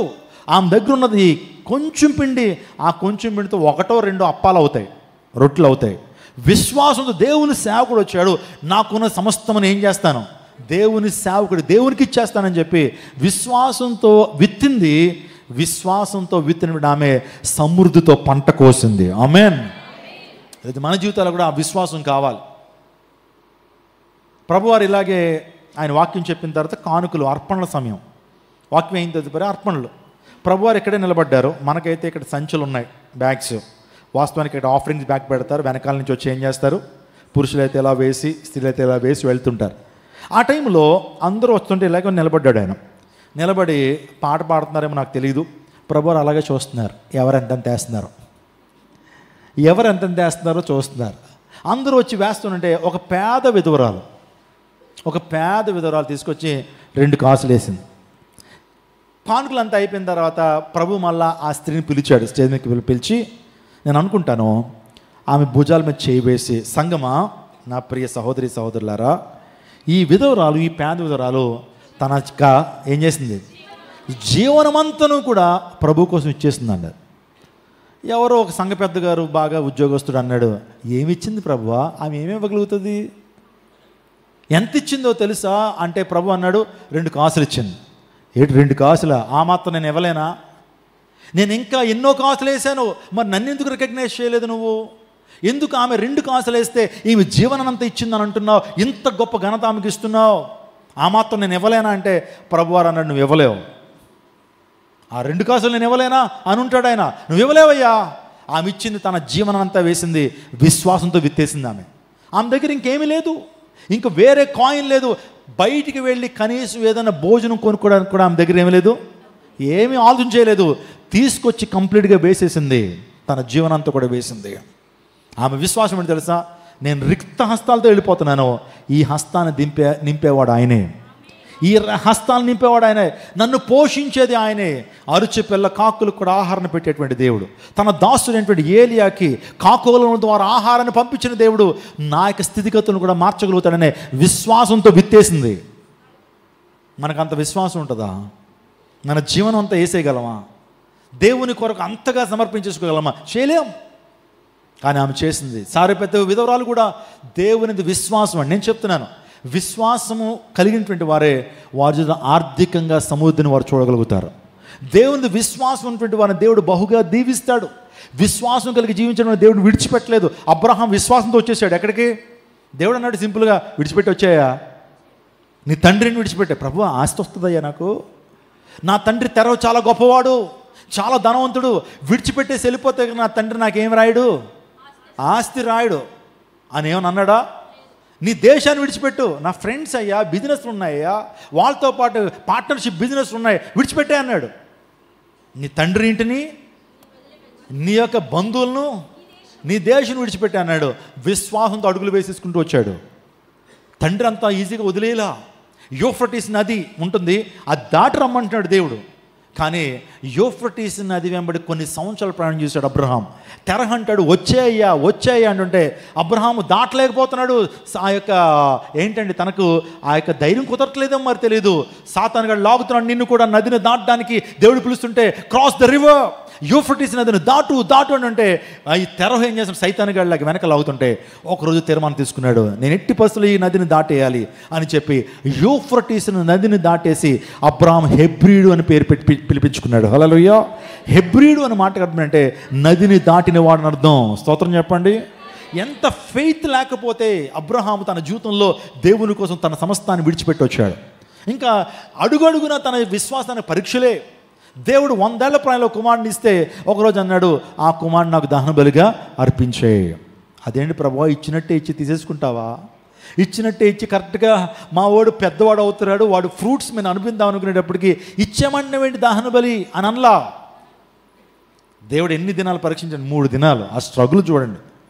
మోరియా దేశం మీదకి తీసుకొచ్చి మోరియా పర్వతం మీద నీ కుమారుని దహన బలిగా అర్పించు అంటే అబ్రహాము కుమారుని తీసుకెళ్తున్నప్పుడు ఎన్ని ఆలోచనలు వచ్చి ఉంటాయి, ఎంత బాధ కలిగి ఉంటుంది, ఎంత హృదయం ఏమంటే పిండేసినట్టు అయిపోయి ఉంటుంది. నా చేతులతో నా కుమారుని ఏం చేయాలి? వధించి దహనం చేయాలా? వాడు బూడిదయ్యేంత వరకు అక్కడే ఉండాలా? ఏంటి ప్రభువా ఈ పరీక్ష అని వెళ్తా ఉన్నాడు. కానీ దేవుని మాత్రమే మహింపరిచాడు, దేవునికి విధేయుడిగా ఉన్నాడు అబ్రహాము. అందుని బట్టి ఊరికి అబ్రహాము దేవుడు దీవించలేదు. రేపొద్దు నువ్వు నేను అడగమా, అయ్యా అబ్రహాంని ఎందుకు దీవించావయ్యా, అబ్రహాం ఏ పోటు పని చేశాడని, ఏ పాటు పని చేశాడని అంతగా దీవించావంటే అబ్రహాం దేవుని దగ్గర ఒక ఏముండాలి? ఎవిడెన్స్ ఉండాలి. అబ్రహాం విశ్వాసంతో నీ విశ్వాసాన్ని పోల్చుకోవద్దు. అబ్రహాముకున్న విశ్వాసం ఏంటి తెలుసా? నా దేవుడు నమ్మదగినటువంటి వాడు, వాగ్దానం నెరవేరుస్తాడు. అబ్రహాము తన కుమారుని ఆ బలిపీఠను పెట్టి దహించి లేకపోతే ఖండించి దహించి బూడిదగా మార్చినా సరే ఆ బూడిదలోంచి నా దేవుడు అబ్రహాము కుమారుడు ఇస్సాకును లేపుతున్నటువంటి గొప్ప విశ్వాసం, వీరోచితమైన విశ్వాసం అబ్రహాముకు ఉందయ్యా. అది అతని విశ్వాసం. బూడిదలోంచి కూడా నా కుమారుని దేవుడు ఏం చేస్తాడు? తన వాగ్దానాన్ని నెరవేర్చుకున్నట్టు కొరకు, నాకు ఇచ్చిన వాగ్దానాన్ని దేవుడు నెరవేర్చుకోవడం కొరకు అబ్రహాము కుమారుడు ఇస్సాకుని దహించబడినప్పటికీ, బూడిదగా మార్చబడినప్పుడు కూడా ఆ బూడిదలోంచి నువ్వు లే అంటే దేవుని మాట ప్రకారం ఇస్సాకు లేచి నిలబడతాడు. అది అబ్రహాము విశ్వాసం. ఆ విశ్వాస పరిమాణం మనకి ఎప్పుడు పెరుగుతుంది? ఆ విశ్వాస లోతుల్లోకి ఎప్పుడు వెళ్ళగలుగుతాం? ఆ విశ్వాసం ఆల్టిట్యూడ్ మీదకి ఎప్పుడు మనం చేరగలుగుతాం? మరియ కూడా ఎంత గొప్ప విశ్వాసం ఉందండి నా ప్రతివచనాగమ. విశ్వాసం ద్వారా కార్యాలు. నమ్ముట నీ వల్ల అయితే నమ్మవానికి. మరియతో అంటున్నాడు దేవుడు, నువ్వు నమ్మితే దేవుని మహిమను, నమ్మకపోతే you cannot see God's glory. If you believe you will see God's glory. Unless you believe you will not see. You cannot see. విశ్వాస వీరులందరూ కూడా దేవుని యొక్క వాగ్దానాలను ముందుగానే నమ్మారు. దేనికి దేవుడు శిల్పి నిర్మాణకుడై ఉన్నాడో ఆ పట్టణం కొరకు ఏమంటే అబ్రహాము కనిపెట్టాడు, విశ్వాసంతో కనిపెట్టాడు. అతనికి పరలోక రాజ్యం గురించి తెలియదు, పునరుత్థానం అప్పటికి జరగల, యేసుక్రీస్తు రక్షకుడు ఈ లోకానికి అరుదించలా. అయినప్పటికీ మన పూర్వీకులు విశ్వాస వీరులు ఏమండి యేసుక్రీస్తు యొక్క రక్షణ ముందుగానే ఏం చేశారు? వాళ్ళు విశ్వాసంతో కనిపెట్టారు ఆ రాజ్యం కొరకు. ఏ రాజ్యం? పరలోక రాజ్యం కొరకు, పునాదులు గల పట్టణం కొరకు కనిపెట్టగలిగారు. That's their faith. బైబిల్ ఉందా? అప్పుడు పాత నిబంధన భక్తులకు బైబిల్ ఉందా? ఇటువంటి అద్భుతంగా ప్రకటించేటువంటి దేవుని సేవకులు ఉన్నారా? దేవుని వాక్యాన్ని విశదీకరించేటువంటి ఆ యొక్క విషయ పరిజ్ఞానం కలిగినటువంటి వారు ఆ టైంలో ఉన్నారా? దేవుని వాక్యమే లేదు, లేఖనమే లేదు. ఆ టైంలో కూడా వారు దేవుని యందు విశ్వాసం ఉంచి శూర కార్యాల ప్రభు కోసం జరిగించగలిగారు. ఇప్పుడైతే నీ దగ్గరే ఉన్నాయి, మంచి లేఖనాలు ఉన్నాయి. యేసుక్రీస్తు ప్రభు ఆల్రెడీ వచ్చాడు, తన యొక్క ఫినిషింగ్ వర్క్ చేశాడు, తన రక్షణ కార్యం చేశాడు. అనేక మంది దేవుని సేవకుల్ని ముందుంచి దేవుని వాక్యాన్ని అద్భుతంగా విశదీకరించేటువంటి వారు, దేవుని వాక్యాన్ని రైట్గా డివైడ్ చేసేటువంటి దేవుని సేవకుల్ని ముందు పెట్టినప్పుడు నీ విశ్వాసం నా విశ్వాసం ఇంకెంత బలంగా ఉండాలి. ఆమేన్. మరియా విశ్వాసంతో ఉన్నటువంటి స్త్రీ. 3 అయినాయి కదా, 4 చెప్తున్నాను. మరియా లేఖనాల మీద మంచి పట్టు కలిగినటువంటి స్త్రీ. లేఖనాలు ఆమెకు తెలుసు, లేఖనాలు తెలుసు. సో ఆమె ఖచ్చితంగా యెషయా గ్రంథం చదివి ఉంటుంది, జకరియా గ్రంథం చదివి ఉంటుంది. ఇదిగో కన్యక గర్భవతి కుమారుని కనును, ఆయనకి ఇమ్మానుయేలు అని పేరు పెడతారు, యేసు అని పేరు పెడతారు. ఆయన భుజుల మీద మనకు కుమారుడు అనుగ్రహించబడెను. The son has been given to for all of us. ఆయన భుజుల మీద ఏముంటుంది? రాజ్యభారం. ఎప్పుడైతే ఆమెకు లేఖనాలు తెలుసు కాబట్టి గాబ్రియల్ దూత ఎప్పుడైతే వచ్చి చెప్పిందో నేనే అది. కన్యక గర్భవతి కుమారుని కంటుందంటే ఆ ప్రవచనం ఎవరి ద్వారా నెరవేర్చబడుతుంది? నా ద్వారే. ఆమెకు వాక్యం తెలియదు అనుకోండి, యెషయా గ్రంథం చదవాల, ఆమెకి లేఖనాలు తెలియదు. అంత ఎలా ఉంటుంది? అంత ఎలా ఉంటుందండి? అగమ్య గోచరంలో ఉంటుంది, ఇల్యూజన్లా ఉంటుంది. ఆమెకి లేఖనాలు ఏం చేసు తెలుసు అంటే విషయాన్ని. ఈరోజు ఒక మాట నేను చెప్పనివ్వండి, మనం కూడా లేఖనాలు ఎరిగినటువంటి వ్యక్తులుగా ఉండాలా. లేఖనాల మీద పట్టు సంపాదించాలి. లేఖనాల మీద మనకేం ఉండాలా? కొంత గ్రిప్ కావాలా. లేఖనాలను ఏం చేయాలి? పరిశోధించాలి, అధ్యయనం చేయాలా. బెరే సంఘ విశ్వాసులు ఏం చేశారంటే, అపోస్తలుడైన పౌలు వాక్యం చెప్తున్నా సరే, పౌలు గారు చాలా గొప్ప స్పీకర్, ఆయన చెప్పిందే వేదం అనుకున్నారా?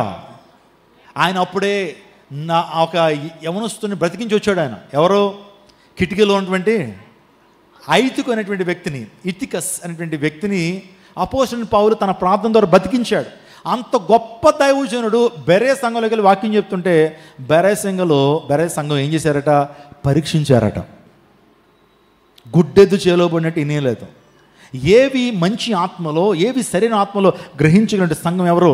బెరే సంఘం. ఎందుకు తెలుసా? వాక్యం మీద వారికి ఏముంది? పట్టు ఉంది. నేను ఒక మాట చెప్పనా, నీ దైవజనుడు రైట్ చెప్తున్నాడో రాంగ్ చెప్తున్నాడో నీకు ఎప్పుడు తెలుస్తుంది?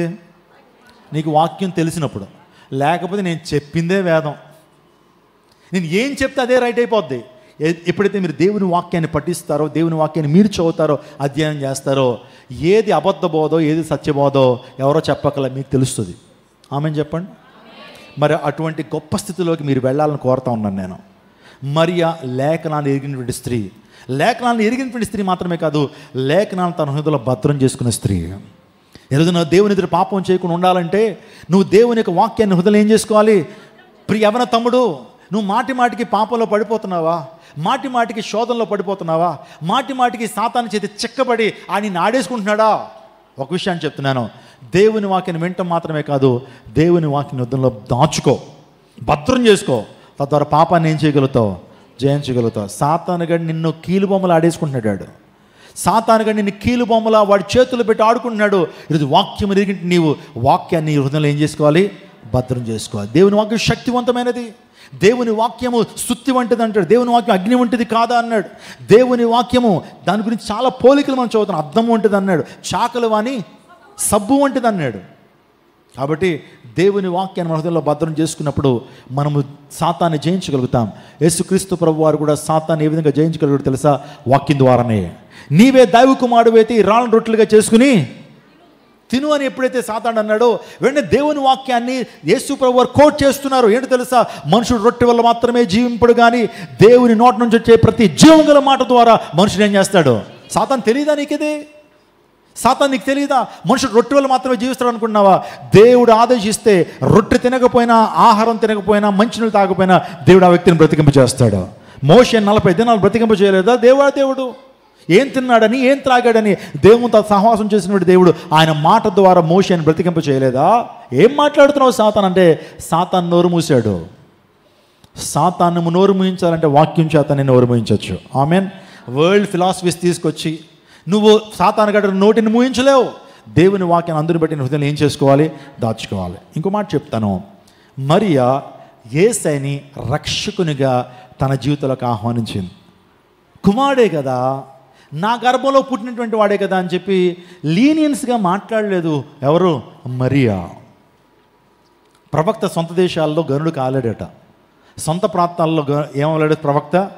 ఘనపరచబడలేడని దేవుని వాక్యం చెప్తుంది. కానీ యేసుక్రీస్తు ప్రభు వారిని తల్లి అనేటువంటి మరి ఎప్పుడు గౌరవిస్తూనే ఉంది. రక్షకునిగానే తన జీవితంలోకి ఆహ్వానించింది. మీరు లూకా సువార్త 1:38-40 చదివితే కనుక ఆ మాట చదువుదాం. నా ప్రాణం ప్రభువును ఘనపరచుచున్నది. 45వ వచనం. నా ఆత్మ నా రక్షకుడైన దేవుని యందు ఆనందించును. చూడండి, ఎవరి గురించి మాట్లాడుతున్నామే? నా ఆత్మ నా రక్షకుడైన దేవుని యందు ఆనందించును. అంటే యేసయ్య ఎవరు? ఆయన రక్షకుడు. యేసు అనే మాటకు అర్థము తన ప్రజలను వారి పాపం నుంచి ఆయన రక్షించను కనుక ఆయనకు యేసు అని పేరు పెడతారు. యేసు ప్రభు శిక్షకుడు కాదు. పరిత్రాణాయ సాధునా వినాశనాయ దుష్కృతం ధర్మ సంస్థాపనార్థయ సంభవం యుగేగే అని ఒక గ్రంథంలో రాశారు. అంటే దాని అర్థం ఏంటంటే, దేవుడు అనేటువంటి వాడు నరావతారికి లోకానికి వస్తే మనుషులందరినీ రక్షించడానికి వచ్చేటువంటి రక్షకుడు ఆయన ఏం చేస్తాడంటే పవిత్రులందరినీ ఏం చేస్తాడు? పరిత్రాణాయ సాధువులందరినీ కూడా పరిరక్షిస్తాడు, కాపాడుతాడు. వినాశాయ దుష్కృతం అంటే దుష్టులందరినీ ఏం చేస్తాడు? వినాశనం చేస్తాడు అని రాయబెడితే నా బైబిల్ అలా చెప్పట్లా. ఈరోజున పాపులు రక్షించడానికి యేసు ప్రభువు ఈ లోకానికి వచ్చాడు. ఎవరు నీతిమంతులుగా ఉన్నారు? ఏ ఒక్కరు నీతిమంతులు లేరని దేవుని లేఖనం సెలవిస్తుంది. రోమపత్రిక 6:23 ఏ భేదము లేదు, అందరూ పాపము చేసి దేవుడు నుంచి అందరూ పాపం చేశామట. ఆదాము నుంచి ఇప్పటి వరకు అందరూ పాపంతోనే పుట్టారు, పాపం చేస్తూనే ఉన్నారు. ఆ పాపం నుంచి విడుదల చేయడానికి రక్షక నామధేయుడైన యేసుక్రీస్తు ప్రభువారు జగతికి అరుదించాడు. హల్లెలూయా. ఆయన రక్షకుడు. యేసు అన్న మాటకు రక్షకుడు, శిక్షకుడు కాదు. ఆమె గమనించింది, నా పాపము నుంచి రక్షించేటువంటి వాడు, నా నిత్య నరకాగ్ని నుంచి రక్షించేటువంటి వాడు, పాపానికి వచ్చే జీతమైనటువంటి నిత్య మరణం నుంచి రక్షించేటువంటి వాడు నా ప్రభు, నా రక్షకుడు. ఆయన నేను ఆనందించుచున్నాను. Praise the Lord. హల్లెలూయా. అపోస్తలుడైన పౌలు కూడా అంటున్నాడు, ఆయన ఏమన్నాడు తెలుసా? ప్రభువునందు ఆనందించుడి. ఎందుకో తెలుసా? నీ ప్రభు రక్షకుడు, ఆయన నందు మీరు ఏం చేయండి? ఆనందించండి. మరలా చెప్పుతాను, రక్షకుడైన ప్రభువునందు ఆనందించండి. నీ ఆనందం దేనిలో? నీ ఆనందం ఎవరిలో? నువ్వు ఎప్పుడు ఆనందం, పరిపూర్ణ ఆనందం ఎప్పుడు కలుగుతుంది? చక్కగా బిర్యానీ వండుకొని చికెన్ మటన్లు తింటున్నప్పుడు ఆనందమా? లేకపోతే ఎదుటి వ్యక్తిని బాధించే విషయంలో కొంతమందికి ఆనందం ఉంటుందండి. కరెక్ట్గా వేసాను దెబ్బలకి. ఏంటి ఆమె అలా ఉంది, తిరిగి మనం ఎలా ఇచ్చాం? కౌంటర్ ఇచ్చాం అని చెప్పి ఆ రోజు ఎంత ఆనందపడిపోద్ది ఆవిడ. ఎదుటి వ్యక్తిని బాధించి, ఎదుటి వ్యక్తిని తిట్టినప్పుడు, బాధపడుతున్నప్పుడు ఆనందించేటువంటి పైశాచిక ఆనందాన్ని కలిగి జీవించేటువంటి వారు లేకపోలేదు. ఒక వ్యక్తిని బాధించడంలో, ఏమంటే భర్తను బాధించి చాలామంది మానసిక ఆనందం పొందుతూ ఉంటారు. భార్యని హింసపెట్టి, భార్యను చాలా చిత్రహింసలు చేసి ఆనందపడేటువంటి భర్తలు లేకపోలేదు. ఒక ఆయన ఉన్నాడు రాజమండ్రిలో. ఆఫీస్కి వెళ్ళే ముందు ఆ భార్యని ఏమంటే ఒక పెట్టెలో పెట్టి తాళం పెట్టేసి వెళ్తాడండి. ఒక డ్రమ్ ఉంటుంది అనమాట. ఆ డ్రమ్ములో వేసేసి 2 కన్నాలు పెట్టి వచ్చేంతవరకు ఇందులోనే ఉండు, ఆహారం ఉండదు, నీళ్ళు ఉండవు, వచ్చిన తర్వాత తీస్తాడనమాట ఆయన. మరి ఆయనకి అదేం ఆనందమో తెలియదు.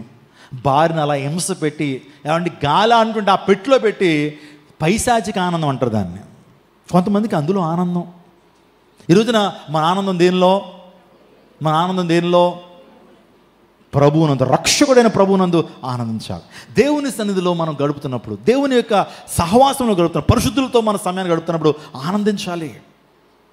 ప్రభువును ఆనందించండి. మరలా చెప్పుదును, చాలా విషయాలు ఉన్నాయి, టైం ముందుకు వెళ్ళి. There is a God shaped vacuum place in everybody heart. ప్రతి ఒక్కరిలో ఖాళీ స్థలం ఉందట. ఆ ఖాళీ స్థలం సృష్టికర్త నుండి యేసు ప్రభువుతో నింపబడినప్పుడే మనిషి సంపూర్ణమైన ఆనందాన్ని అనుభవిస్తాడు. లేకపోతే చాలామంది దాన్ని నింపడానికి చాలా ప్రయత్నాలు చేస్తుంటారు. వేడితో నింపినా సరే ఆ హృదయం అంటది ఏ దిల్ మాంగే మోర్ అంటది. ఏమంటది? ఏ దిల్ మాంగే మోర్. ఒక 10 సిగరెట్లు కాల్చావా, ఇంకా నీ హృదయం అంటది ఇంకా కావాలి, ఇంకా కావాలి. 10 సినిమాలు వరుసగా చూసావా, నీ హృదయం అంటది ఇంకా ఇంకా ఇంకా. ఏ దిల్ మాంగే మోర్, నీ హృదయానికి ఇంకా ఏదో కావాలి. ఎవరికన్నా పాపంలో సంతృప్తి ఉందండి, చేశాను కదా ఇంత చేశానుగా చాలే అనుకుంటాడా?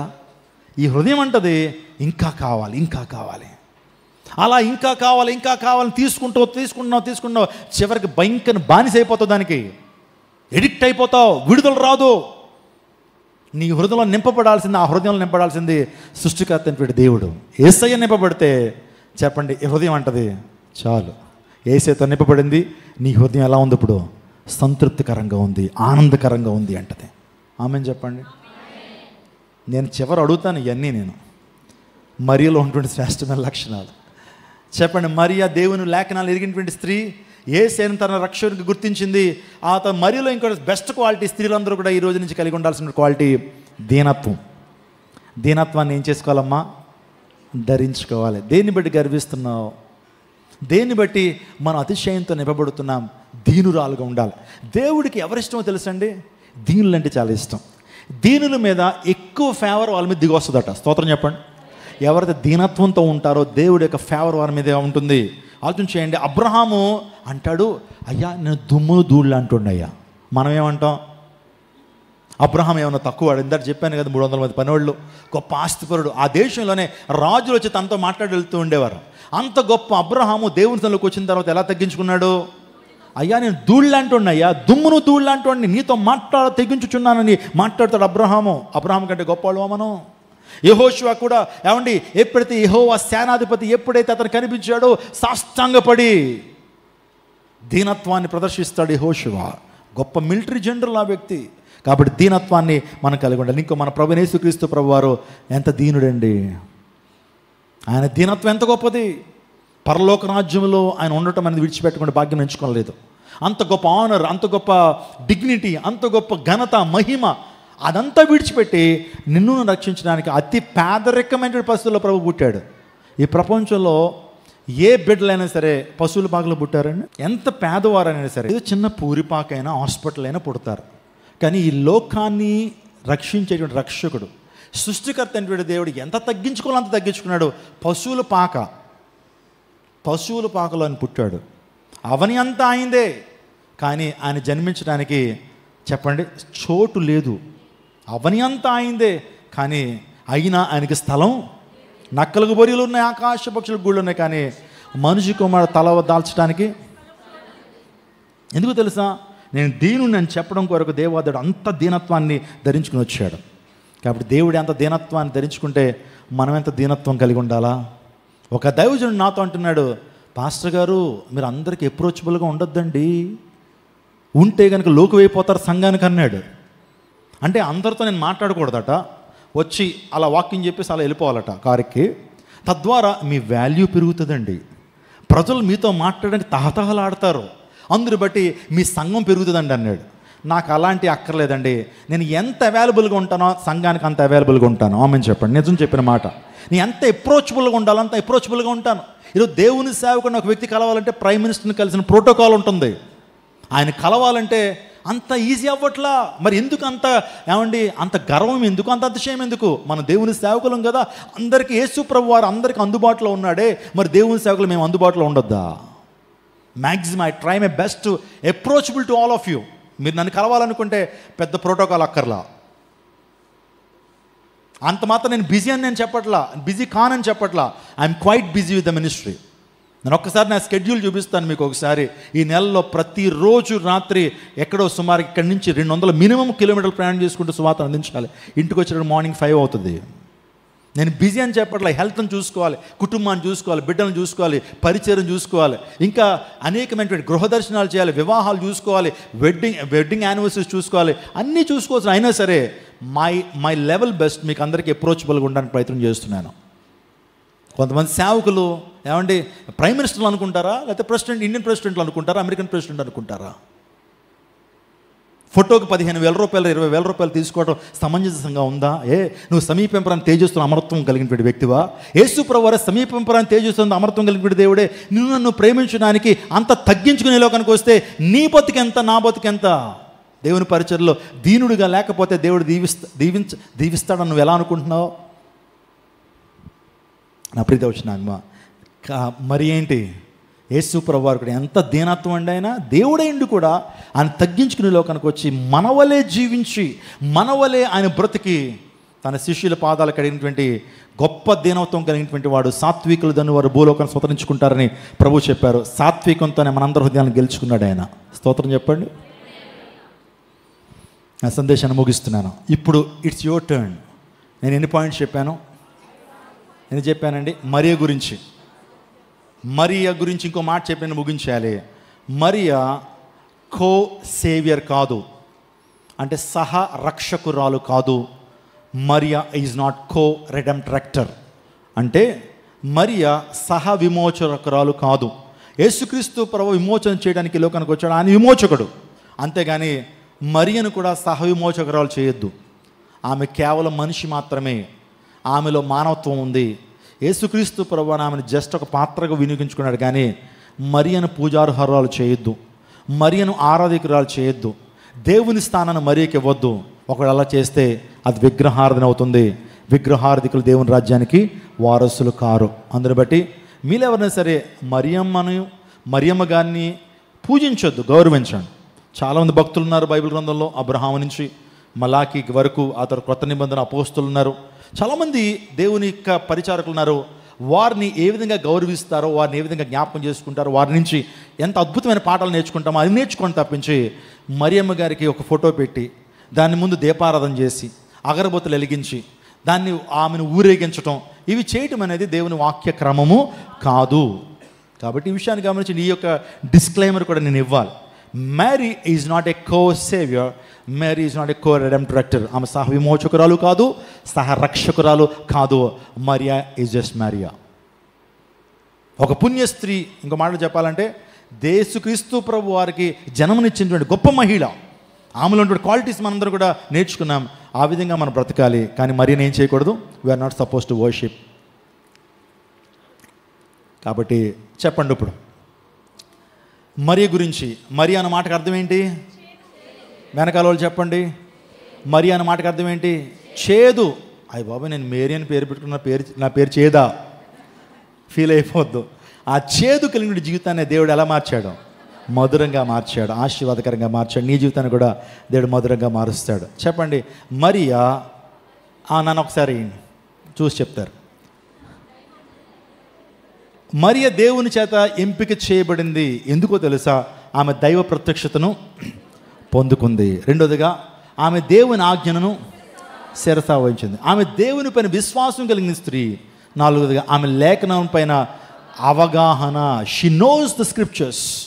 ఆ తర్వాత ఆమెను ఆరాధించడానికి యోగ్యురాలు కాదు. She is not worthy to be praised and to be worshipped. ఏడోదిగా ఆమె దీనత్వం కలిగిన స్త్రీ. ఎందుకు చెప్పానో, ఆమె తన జీవితానికి దేవునికి సంపూర్ణంగా she dedicated her life completely to God. దేవునికి సంపూర్ణంగా తన జీవితాన్ని సమర్పించుకుంది. ఇప్పుడు can we live like Mary? మరియ వలె జీవిద్దామా? క్రిస్మస్ రోజుల్లో మరియ గురించి చాలా చాలా ఏమంటే పాటలు మనం వింటున్నాం. ఆ తర్వాత క్రిస్మస్ సందేశాలు మనం వింటున్నాం. కాబట్టి మొదటి సందేశంగా మేరీ గురించి, ఆమెలో ఉండే 8 ప్రాముఖ్యమైన లక్షణాలు మనం కూడా పుణికి పుచ్చుకుందాం. మనం కూడా దేవుని చేత ఎంపిక చేయబడదాం. మనం కూడా దేవుడు ఏ రీతిగా మరియను వాడుకున్నాడో మనం కూడా దేవుని చేత వాడబడి ఆయన రాజ్యములో నిజంగా ఒక నమ్మకమైనటువంటి పనిముట్టుగా, ఆయనకు రాజ్య విస్తరణలో ఒక నమ్మకమైన పనిముట్టుగా మనం వాడబడదాం. దేవుడు అటువంటి కృప మీ అందరికీ అనుగ్రహించునుగాక. తల్ల వంచని ప్రార్థన చేసుకుందాం. మిక్కిలిగా ప్రేమించిన మా యేసయ్య, మరియ గురించి మీరు మాతో మాట్లాడారు. 7 ప్రాముఖ్యమైన లక్షణాలు మరియ నుంచి మేము తెలుసుకోగలిగాం.